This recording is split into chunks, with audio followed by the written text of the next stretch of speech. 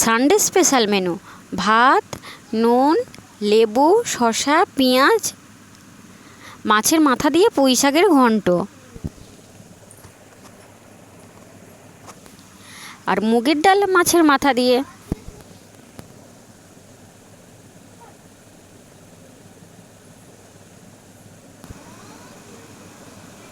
খাসির মাংস একদম লাল লাল ঝাল ঝাল করে।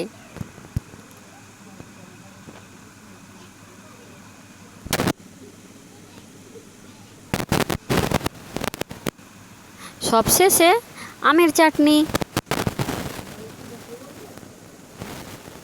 তো আজকের মেনুটা কেমন লাগলো অবশ্যই কমেন্ট করে জানিও। যদি ভালো লেগে থাকে একটা শেয়ার করে দিও।